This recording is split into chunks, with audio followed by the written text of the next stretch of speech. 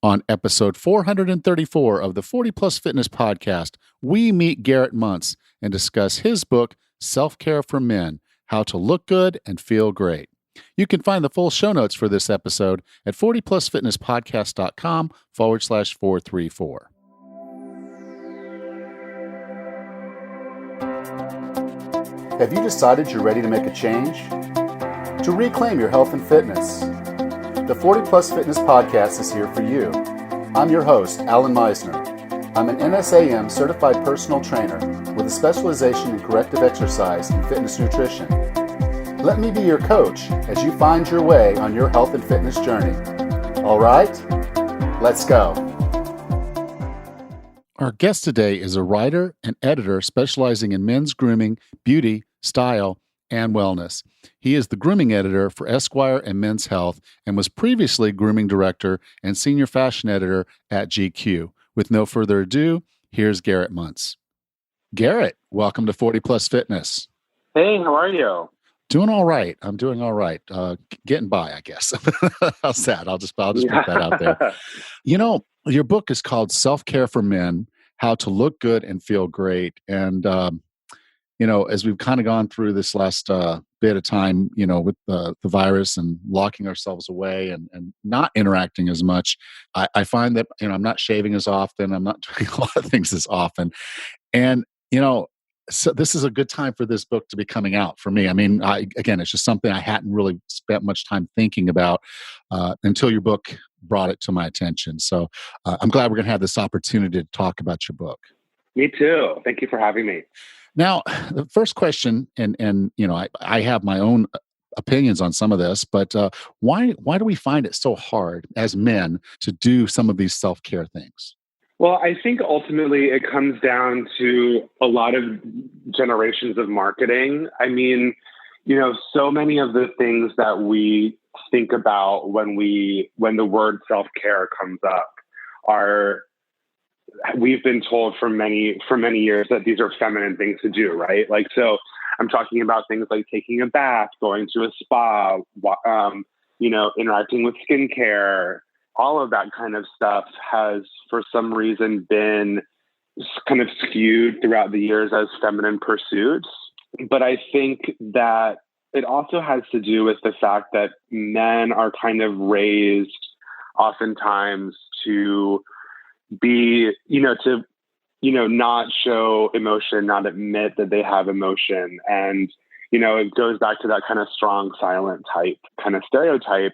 And I think the reality is that men have feelings, men have emotions, they have stress, and things that kind of fall under the self-care umbrella can really help with that.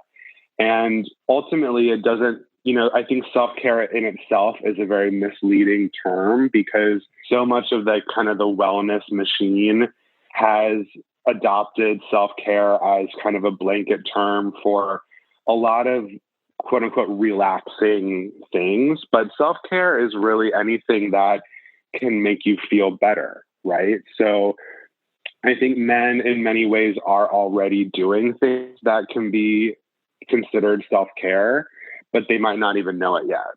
Yeah. And me, as I kind of looked at it, I thought, I tend to not solve a problem until I know there's a problem. So like if I don't take care of my feet, wintertime comes along, they get dry, invariably they crack. And so there's pain. And so then I'll deal with that pain, but it's not something that I consciously would think about caring for my feet on a day-to-day basis. Yeah, I think that, one of the differences between women and men is that I think women have grown up kind of understanding the importance of prevention. And, it goes into a lot of things. It goes into health, it goes into aging, it goes into skincare, it goes into grooming. And I think a lot of men are like you and I, like they start doing something when they first see the problem, right?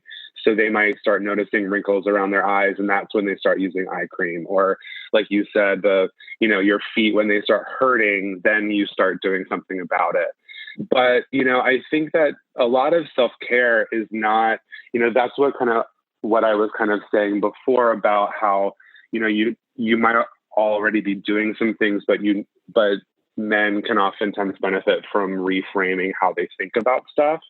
So like, I think one of the big things about self-care, especially when it comes to things like, skincare or grooming specifically, is, you're not doing it to solve a problem per se. You're doing it for the benefit that you get from the process and less of like, pursuing like an end goal. Yeah, I kind of equate it. You even said this in the book a little bit. We do these things. We lift weights or we go running. We try to lose a little bit of weight before we get to the summertime, so we'll look better with a shirt off. We're doing some things. We're just not as proactive as the women tend to be with some of these things. Yeah, and I think that like what you said, you said something completely correct, which is like, one of the things that men are already doing oftentimes is exercising, right? But most men are doing that because, oh, I want to look good. I want to, have some muscles. I want to look great on like the beach this summer, all of that kind of stuff. And that's part of it, of course.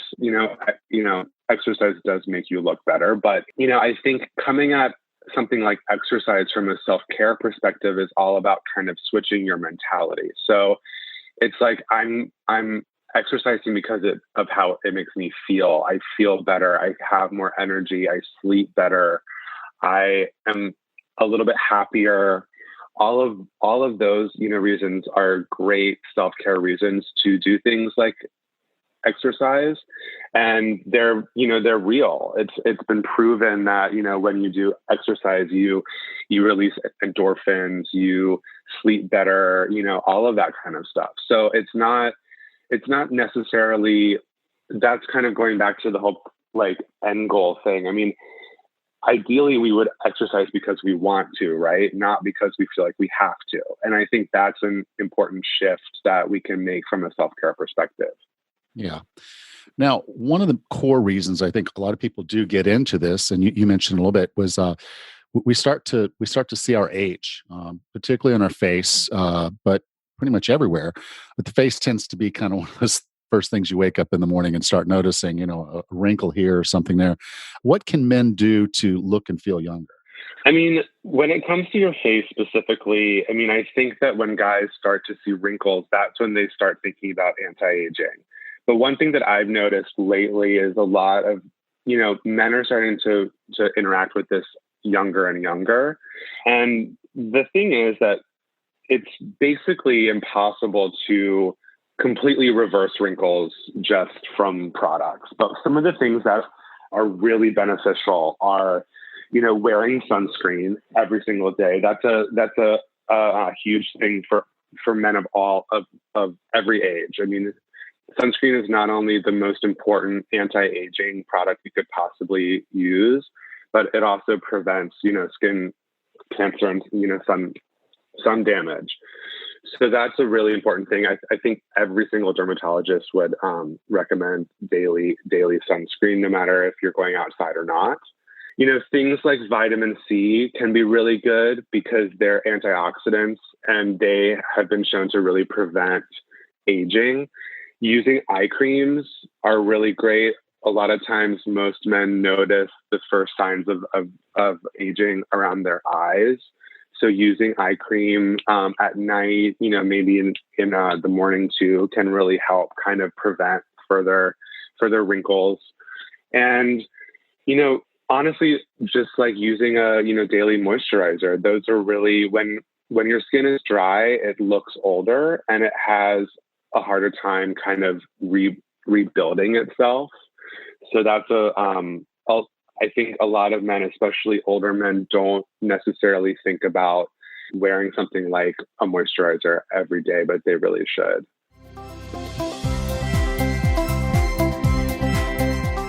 This episode of the 40 Plus Fitness Podcast is sponsored by Let's Get Checked.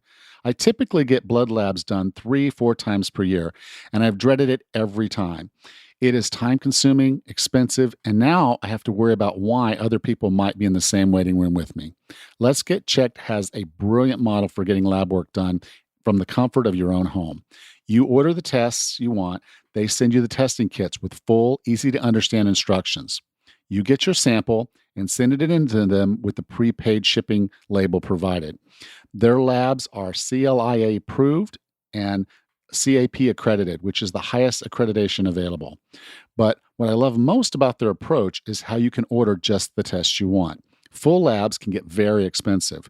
With Let's Get Checked, you pick and choose the labs you want, and as a result, you pay less.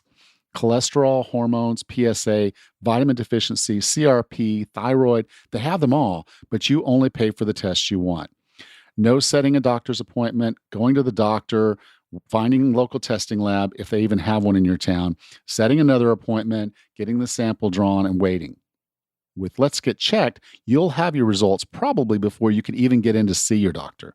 A physician will review your results, and if there's anything going on, they have nurses that you can talk with.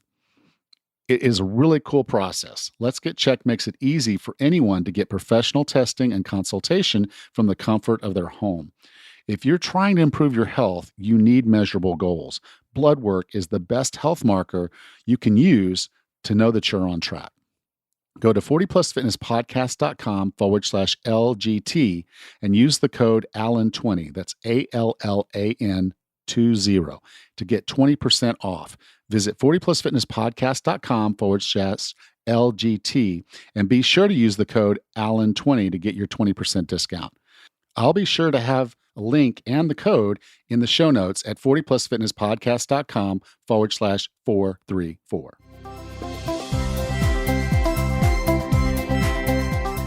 Now, a lot of the things that we would do for self-care, like you had said earlier, we are doing them. We just haven't really put them in the category of self-care. And one that was really important, I'm glad you covered in the book, is improving our sleep.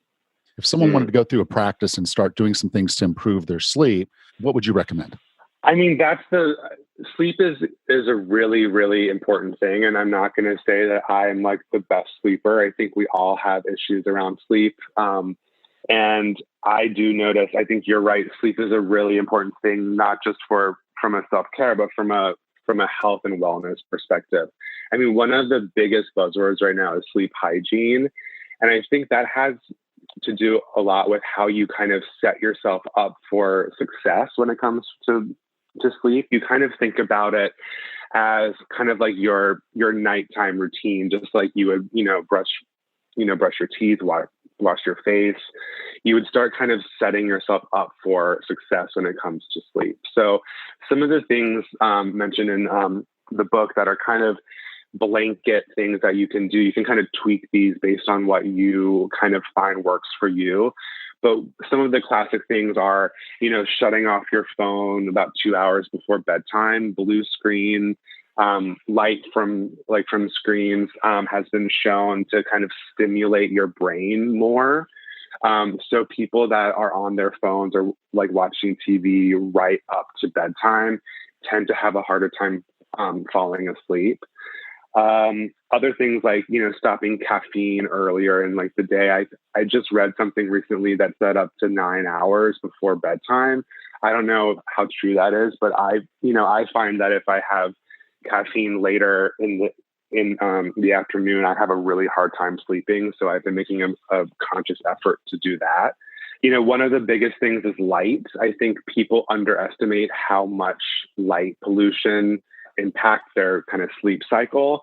I know a lot of people use kind of blackout curtains. They'll do their best to kind of block out all of the natural light, especially if like you live in a city where it never really gets truly dark. I'm in Brooklyn right now, and it's really hard to really find a like truly dark place.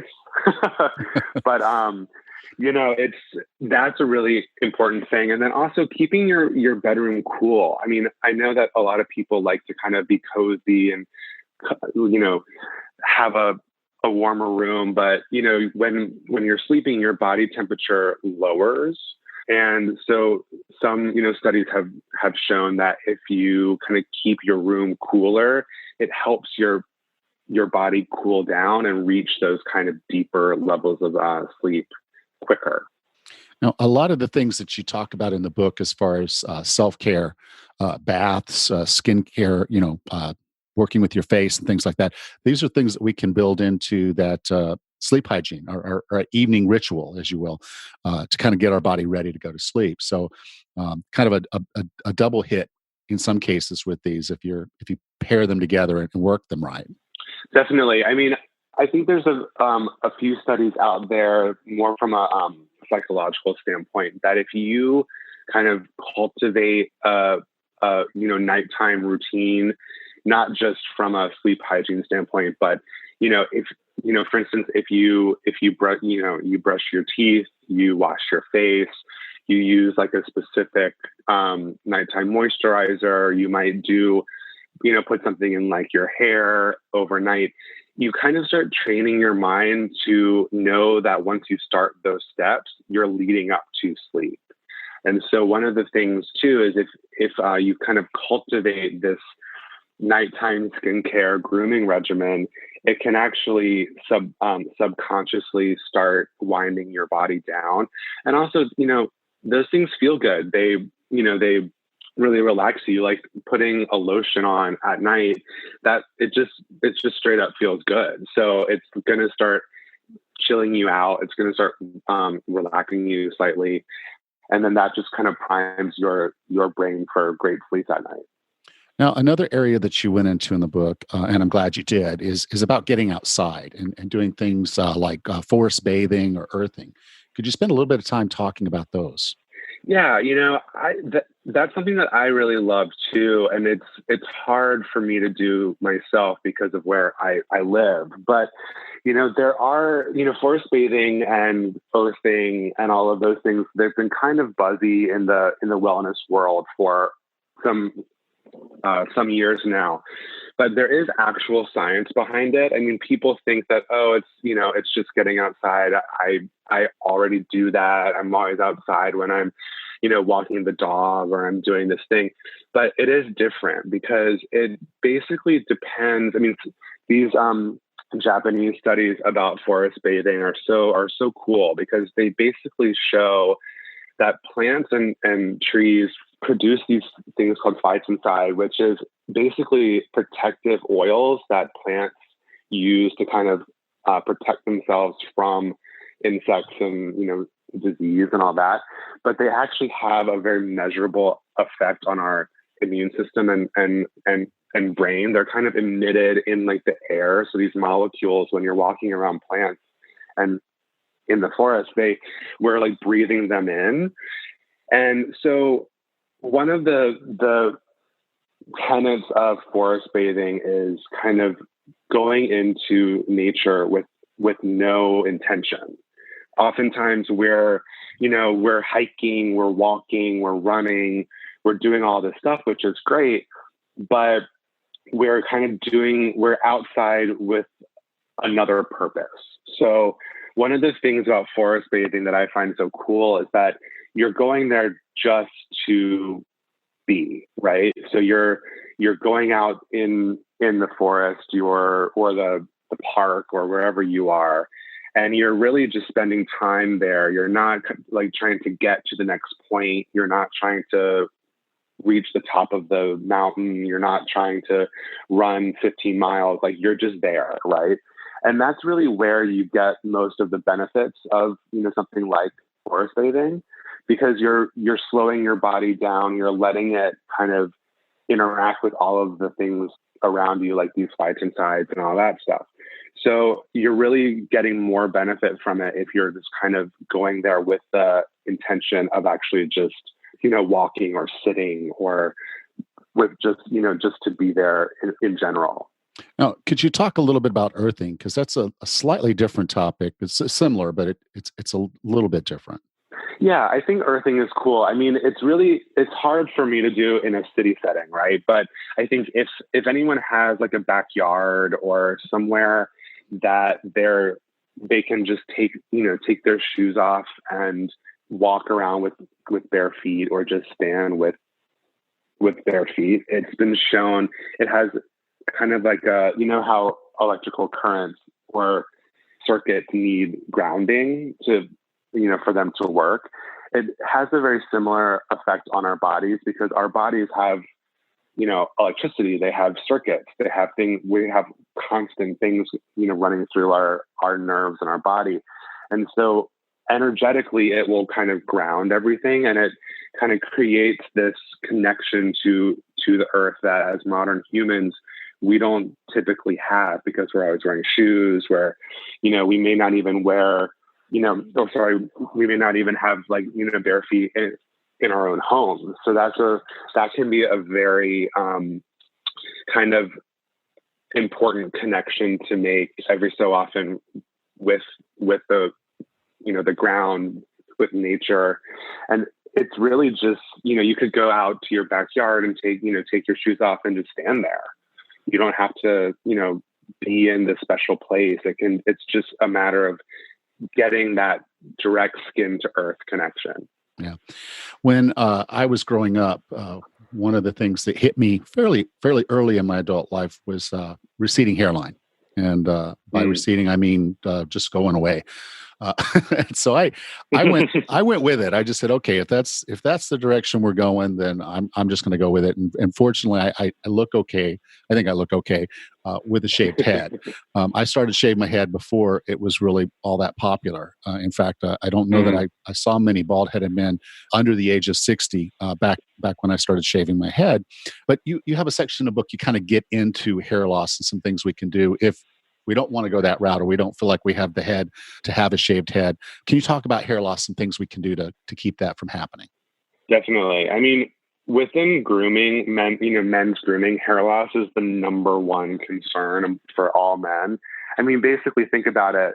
If you're losing your hair, you're not really sure what's happening. It's really stressful. And so that's why something like hair loss can, really benefit from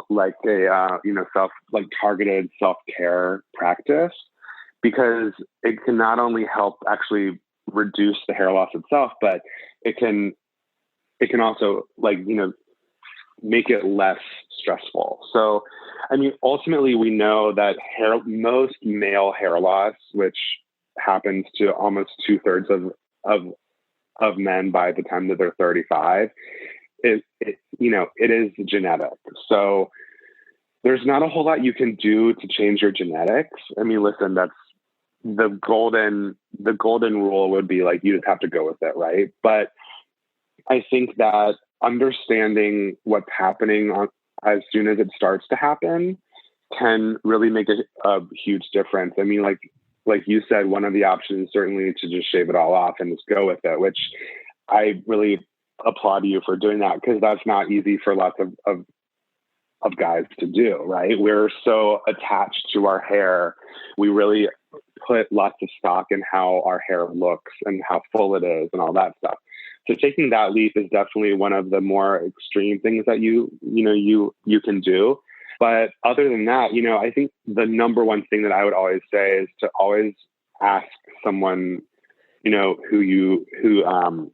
or ask a, professional, because they have options that you might not have access to. And they're really experienced in understanding what is causing your hair loss. I mean, obviously genetics are a huge factor, but there are other things like diet, stress, sleep can even, lack of sleep can even cause it. Lifestyle choices, pollution. There's a whole plethora of things that can contribute to hair loss. I mean, and then they might recommend kind of a treatment plan that has various elements to it. One of the classics is obviously Rogaine and Propecia, which they've been the most scientifically proven. However, a lot of guys now are really kind of not into those two medicines because they do have lots of possible side effects, one of which is lower libido. So a lot of times younger guys don't necessarily want to start on that super early.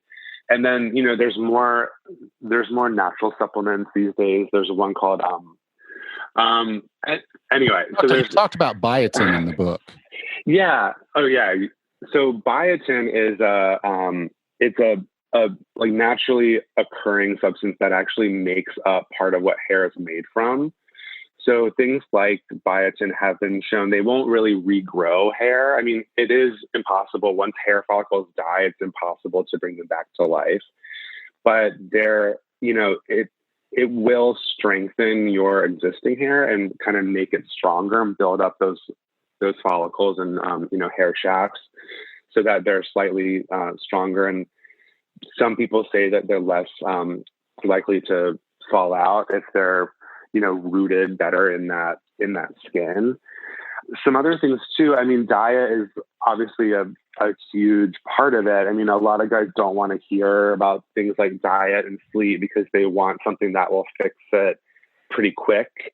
And things, changing your diet and your kind of lifestyle habits can take a really long time, There are some really cool kind of newer scientific treatments, one of which is PRP, which stands for platelet-rich plasma. That's not something that you can do yourself, but certain providers, certain doctors will be able to do that, and people are in the hair loss world are really excited by the results that they're seeing.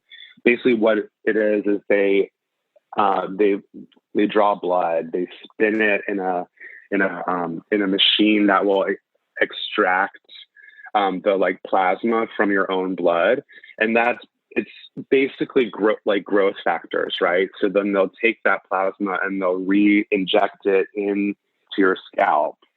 And what that does is, if you think of your scalp as the garden and you think of your hair as the plants, the PRP is kind of like fertilizer.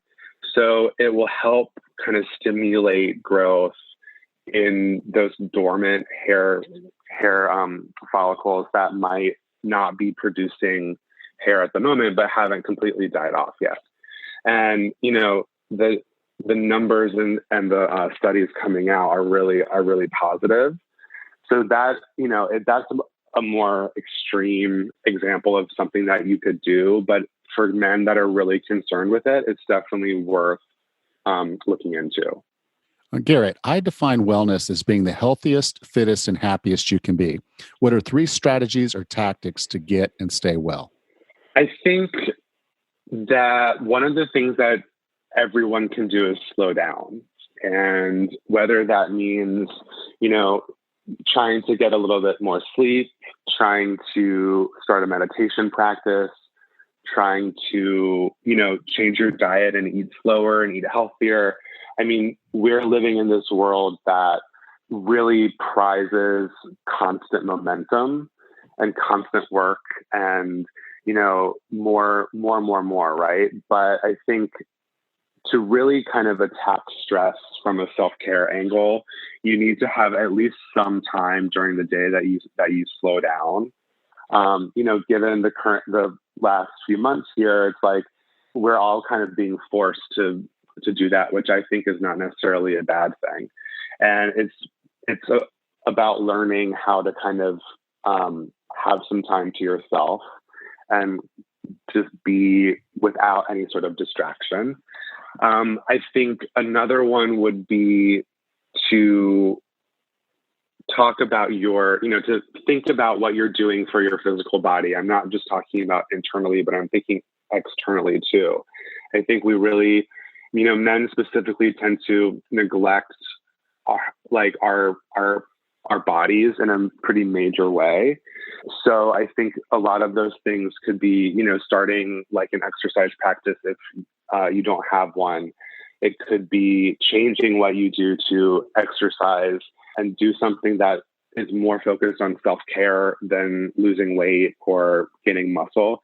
It could be, stretching. It could be yoga. It could be all, anything like that.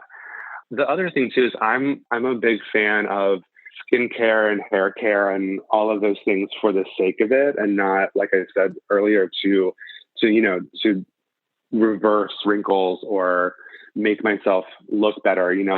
I get a lot of pleasure personally from, doing face masks or taking a bath or going to a spa or things like that. And I think to really think about self-care as I'm doing this for the benefit of just doing it, right? So I think starting some sort of skincare routine or starting some sort of like regular hair care regimen could be really beneficial for a lot of guys who don't already have that in their lives. Yeah, we're in probably one of the most stressful, toxic worlds that I could possibly imagine at this point.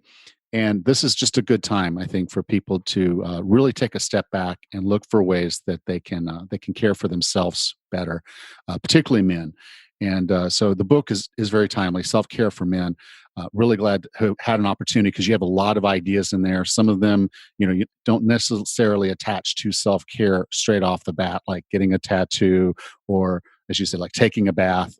But in the end, it is all about looking and feeling our best. So, Garrett, if someone wanted to learn more about you, learn more about the book, where would you like for me to send them? My Instagram is probably the best way to reach me. My Instagram is just Garrett Munce. And there's links there to my website, which is garrettmunce.com. The book is available starting May 5th on Amazon and at Barnes & Noble and at Target and a few other retailers across the country. You can all find all of that info on my Instagram. Okay. You can go to 40plusfitnesspodcast.com/434, and I'll be sure to have links there. So, Garrett, thank you so much for being a part of 40 Plus Fitness. Thank you so much for having me. This was awesome.